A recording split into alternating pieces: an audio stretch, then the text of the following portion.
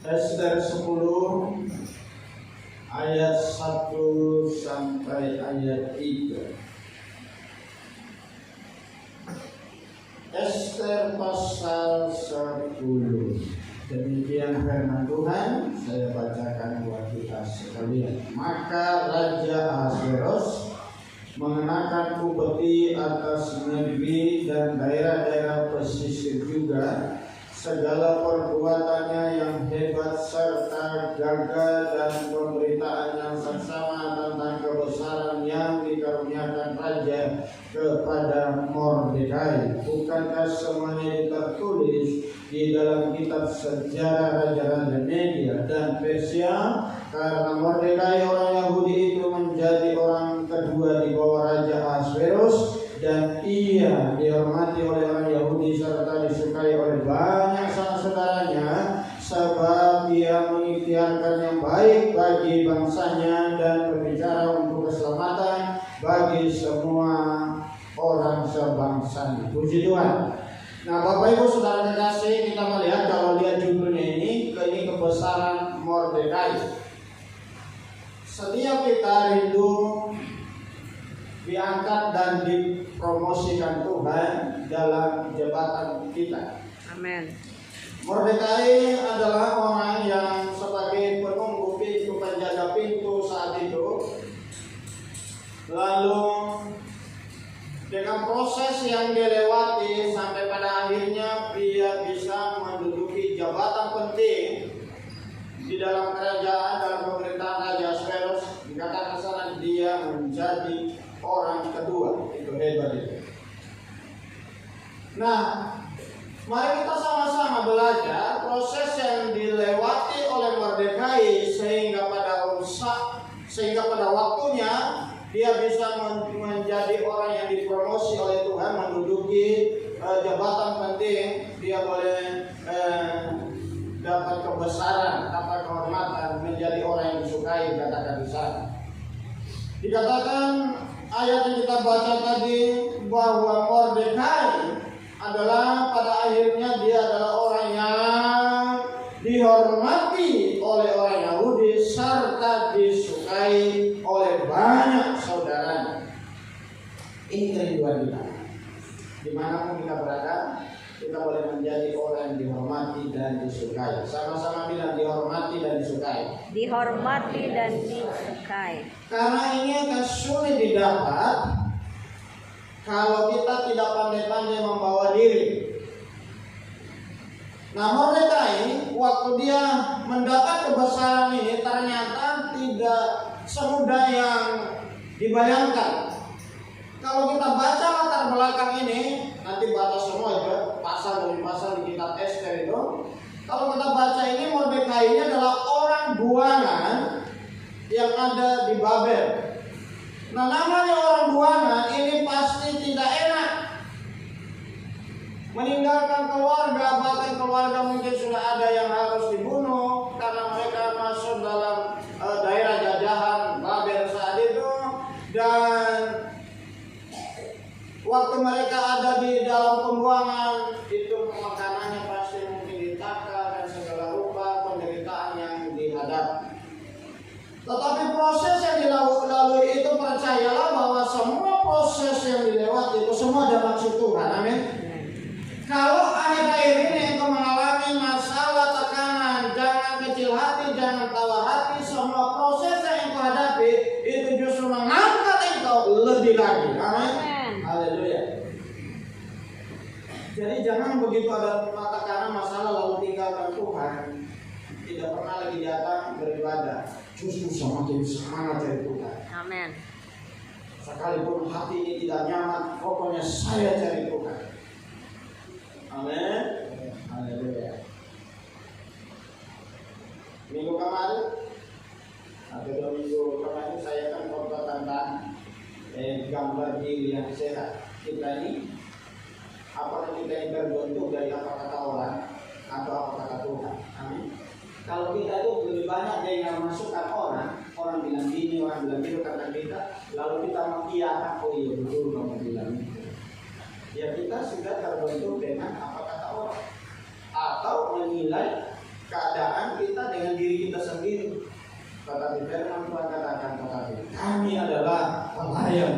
Kristus. Amin. Kita adalah hamba Tuhan. Jadi jangan mau diintimidasi, dilemahkan dengan setiap perkataan orang yang tidak membangun, tetapi mari kita membangun diri kita dengan apa kata firman Tuhan, sehingga membuat kita bergairah di Tuhan. Amin. Nah, hal yang pertama kita lihat proses yang dilewati oleh Mordekai.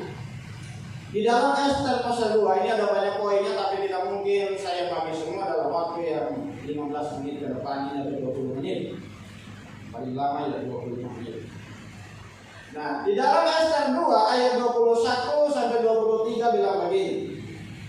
Pada waktu itu ketika Mordekai duduk di pintu gerbang istana, sakit hatilah Bigna dan Teres, dua orang sida-sida raja yang termasuk golongan penjaga pintu. Ini teman kerjanya Mordekai ini. Lalu berikhtiarlah mereka untuk membunuh Raja Ahasveros. Tetapi perkara itu dapat diketahui oleh Mordekai, lalu diberitahukannya kepada Ester sang ratu, dan Ester mempersembahkannya kepada raja atas nama Mordekai. Perkara itu diperiksa dan ternyata benar, maka kedua orang itu disulat kepada dia, dan peristiwa itu dituliskan dalam kitab sejarah di hadapan raja. Haleluya. Hal yang pertama, bagaimana Mordekai bisa dipromosikan menjadi orang nomor 2 di dalam pemerintahan Raja Ahasveros, yang menjadi orang yang sangat disegani, dihormati karena dia tidak kompromi dengan kejahatan. Ketika ada rekan kerja yang merancangkan kejahatan, bahkan mencelakai raja, membunuh raja, Mordekai tahu ini perbuatan yang tidak bagus, lalu lapor, diselidiki. Nah, itu bagus ya, diselidiki dulu kebenaran. Ternyata benar, dan orang yang mencelakai raja itu lalu digantung pada tiang gantungan. Nah, perhatikan orang-orang yang tidak kompromi dengan kejahatan. Percaya mungkin saat itu Mordekai ini belum dapat apa-apa, mungkin belum dapat penghormatan. Cuman yang luar biasa begini, ada keponakannya di istana sana yang bernama Ratu Ester. Ester itu adalah keponakannya Mordekai. Lalu waktu dia ada di sana, lalu Mordekai ini menyampaikan kepada ratu, lalu ratu yang luar biasa begini dipersembahkan itu atas nama Mordekai. Luar biasa keponakannya ini. Tetapi apakah saat itu Mordekai sudah langsung dapat jabatan? Tidak. Saudara pada saat itu mungkin sudah melakukan hal yang baik. Perbuatan baik saudara tidak dihargai, tidak ada terima kasih, tidak apa-apa. Tapi lakukan saja dengan setia, dengan tekun, dan satu saat Tuhan akan memperhitungkan perbuatan baiknya itu dan itu akan dipromosikan. Dan itu yang dilakukan oleh Mordekai. Tidak usah dapat nama dulu, tapi suatu saat ketika proses yang dahulu dia diangkat dan dipromosikan. Jadi orang nomor 2. Kasih. Sama-sama bilang jangan kompromi. Jangan kompromi. Mordekai tidak kompromi dengan kejahatan. Tuhan, waktu kita melakukan kejahatan, Tuhan tidak langsung menghukum kita. Dan orang mungkin tidak melihat perbuatan kita. Tetapi yang namanya kejahatan, lambat laun pasti terhukum. Dan orang-orang yang melakukan kebaikan, lambat laun pasti diangkat oleh Tuhan. Amin. Amin. Nah, itu firman Tuhan. Saya kasih ilustrasi. Pada waktu zaman krisis moneter, lalu semua pegawai harus, khususnya karyawan-karyawan perusahaan, harus di PHK. Lalu ada seorang ibu yang setia, dia bilang sama bosnya, bos jangan PHK saya di rumah dulu tahu kerja apa. Dia sudah saya kerja, tapi perusahaan sudah saya kerjakan, tidak usah saya diganti. Akhir itu, bos ini tidak usah diganti tapi mau kerja. Kamu serius? Iya bos, serius. Lu udah kerja. Waktu dia kerja, betul-betul perusahaan tidak bisa kerja. Ya kalau ada begitu, misalnya putus Tapi bosnya pilih begini, orang tidak digaji, paling dia juga ogah-ogahan datang kerja, ya kan? Mungkin datang terlambat, pulang dapat suka-sukanya dia. Tapi bosnya perhatikan ini, bosnya perhatikan, dia datang tepat waktu, bahkan sebelum jamnya dia sudah seperti biasa lah dia lakukan. Pulang juga selesai orang kerja dan betul-betul dia tidak bisa digaji oleh perusahaan. Dan semua karyawan itu sudah pada di tapi pada satu titik betul-betul perusahaan ini tidak bisa bertahan, tutup, tidak ada lagi orang kerja, mau tidak mau dia itu tidak bisa kerja lagi, jadi betul-betul tutup. Tapi perusahaan induk mereka cuma satu itu dipertahankan, itu ada di luar negeri. Lalu suatu ketika ekonomi mulai pulih, perusahaan ini mulai bangkit lagi dan buka lagi cabang perusahaan di mana-mana, lalu mereka butuh seorang pemimpin cabang. Lalu yang bosnya yang itu yang ada di Indonesia waktu itu, ingat ada satu karyawan, dia tidak mau digaji dulu tapi dia tetap setia kerja. Perhatikan, orang-orang yang setia lewat setiap proses pasti selalu diingat. Amin. Amin. Perbuatan baik yang dilakukan Mordekai satu saat diingat dan dia dipromosikan. Dan perbuatan baik seorang ibu ini dan satu saat ternyata diingat. Dan waktu dia diingat itu dicari kontaknya dan dapat waktu dihubungi masuk. Lalu pimpinan itu bilang begini, ibu minta tolong ibu bantu kami untuk pegang salah satu perusahaan apa yang kami tahu karena perusahaan kita sudah mulai bangkit lagi. Dan dia bilang, kamu semua punya keluarga gimana? Pokoknya semua keluarga bawa kemari, anak-anakmu semua bawa, suamimu bawa, pokoknya baru kali ini ceritanya kan istri bawa suaminya, lalu dibawa semua dan fasilitas itu disediakan dan anak-anaknya pun pasti dapat pendidikan yang baik. Jadi pada hari ini luar biasa mereka ekonomi mereka dipulihkan Tuhan. Perhatikan, orang yang setia, orang yang melakukan hal yang baik, Tuhan pasti angkat sebesar. Amin. Tuhan pasti promosikan. Lakukanlah hal yang baik. Sekalipun orang tidak bilang terima kasih kepada tidak apa-apa, orang tidak hargai perbuatan tidak apa-apa, tetapi ada mata Tuhan selalu melihat perbuatan baik. Satu saat engkau pasti menemuai apa yang engkau tahu hal yang baik itu. Mordekai ketika dia tidak kompromi dengan kejahatan, dia melaporkan semua itu hal-hal yang tidak berkenan, teman kerjanya tidak berkenan. Bayangkan dia menyangkut nyawa orang, menyangkut nyawa pimpinannya, dan waktu dia mencelakai pimpinannya, teman kerjanya mencelakai pimpinannya. Oh, ini tidak betul, dia laporkan dan betul suatu saat dia ini diingat perbuatan baiknya. Bapak Ibu, di tempat kerja saudara mungkin ada rekan kerja yang mungkin mencelakai, itu menyangkut nyawa orang, mencelakai pimpinan. Gak usah segan-segan, nasihati saja dulu, paling tidak langkah awal yang menasihati dia. Kalau tidak bertobat mesti dicegah, lapor saja. Buat masalahnya nyawa orang, dia bilang lagi. Nah, puji Tuhan. Nah, lalu itu hal yang pertama ya, hal yang pertama, Mordekai tidak kompromi dengan kejahatan. Lalu hal yang kedua, Ester pasal 3 ayat 2-5. Dan semua orang, saya ulangi, dan semua pegawai raja yang di pintu gerbang istana raja berlutut dan sujud menyembah Haman, sebab demikianlah diperintahkan raja tentang dia. Tetapi Mordekai tidak berlutut dan tidak bersujud. Maka para pegawai raja yang di pintu gerbang istana raja berkata kepada Mordekai, mengapa engkau melanggar perintah raja?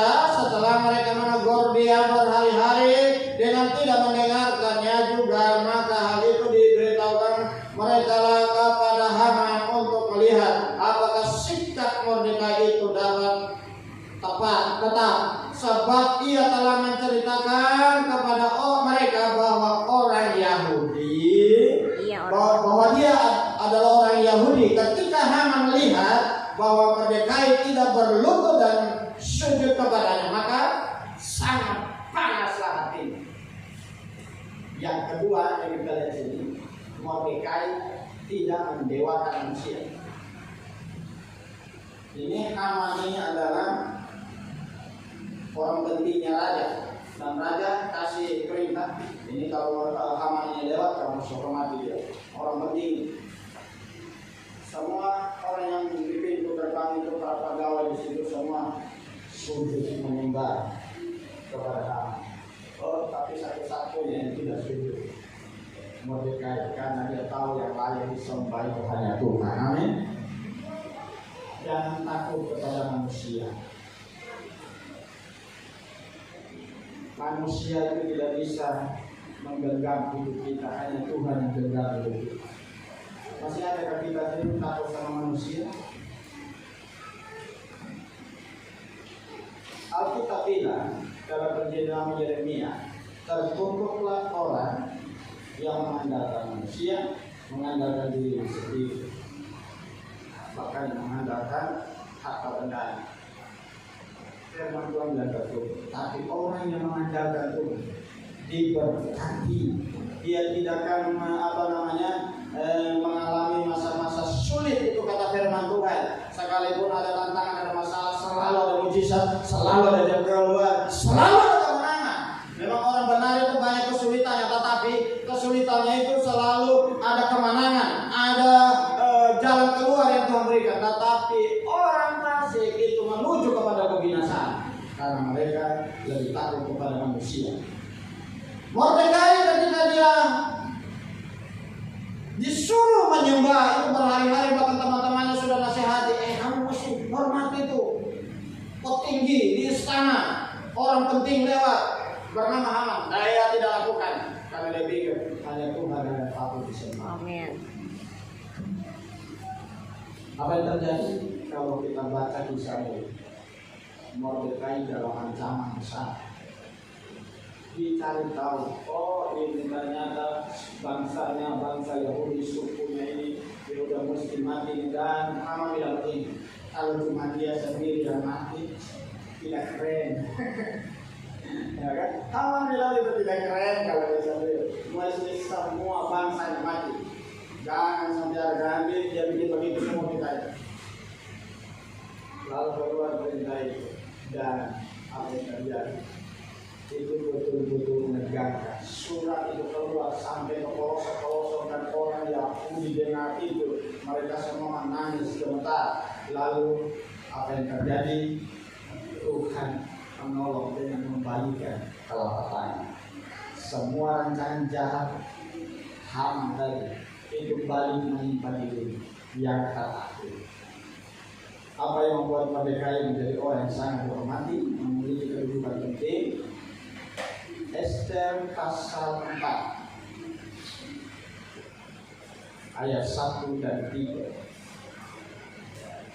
Setelah Mordekai mengetahui segala yang terjadi itu mengenai pemusnahan orang Yahudi, dia mengoyakkan pakaiannya lalu memakai kain tabung dan abu semua, kemudian keluar berjalan di tengah-tengah kota sambil melolong-lolong dengan nyaring dan pedih. Dengan demikian datanglah ia sampai ke pintu gerbang istana raja, karena seorang pun tidak boleh masuk pintu gerbang istana raja dengan berpakaian kain tabung. Dan tiap-tiap daerah kemana titah dan undang-undang raja telah sampai, ada perkabungan yang besar di antara orang Yahudi, serta disertai puasa dan ratap tangis.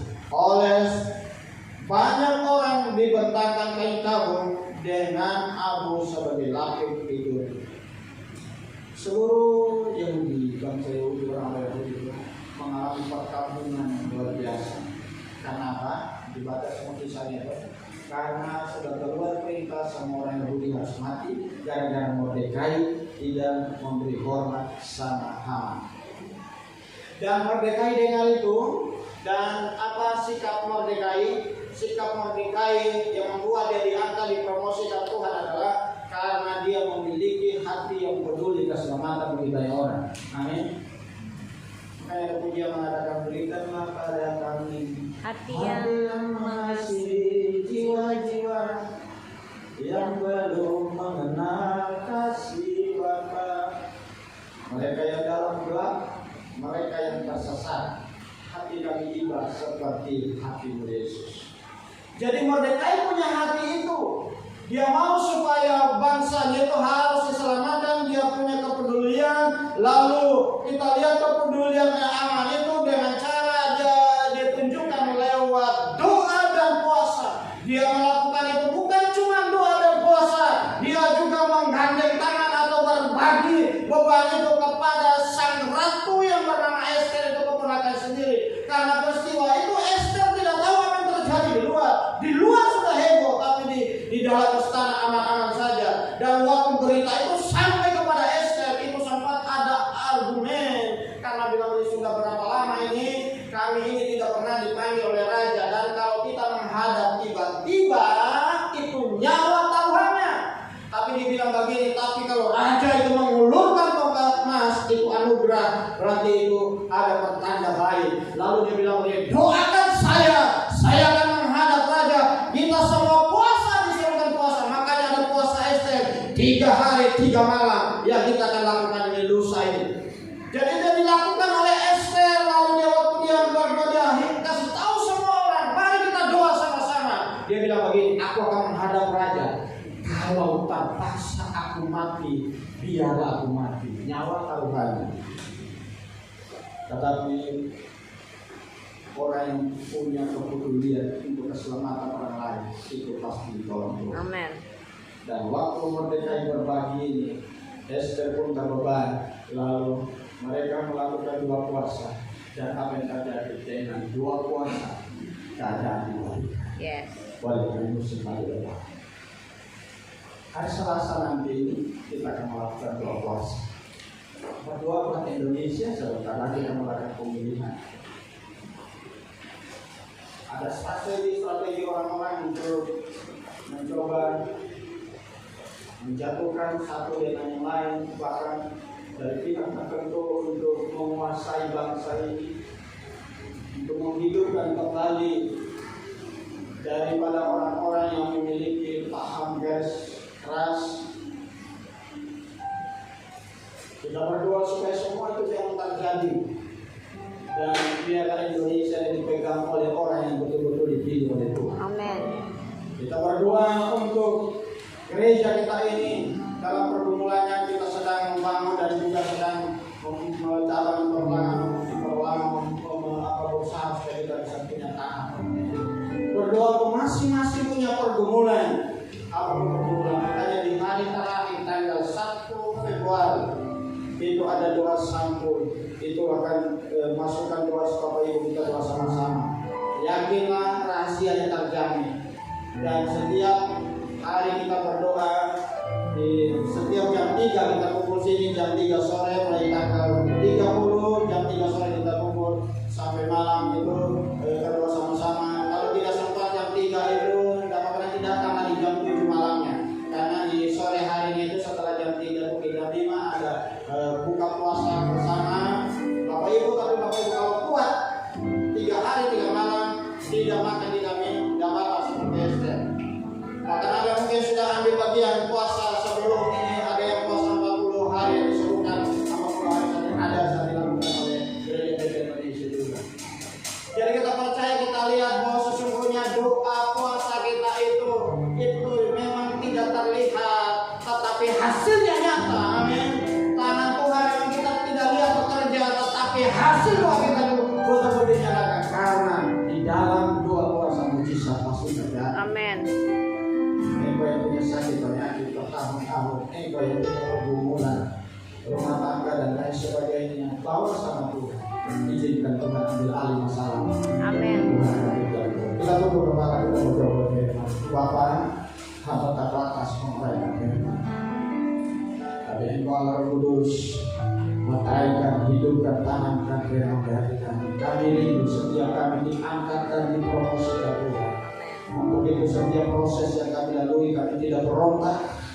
Setiap proses yang kami lalui, kami terus dekat dengan Tuhan. Sekalipun rasanya tidak nyaman, tetapi proses itu kami percaya ada maksud Tuhan untuk membawa kami naik level, mengangkat dan mempromosikan kami. Tolong kami Tuhan supaya kami seperti Mordekai memiliki hati yang peduli bagi sesama. Tolong kami Tuhan supaya kami tidak kompromi dengan kejahatan, supaya Tuhan menaruh perhatian kepada kami. Tolong kami ya Tuhan supaya setiap kami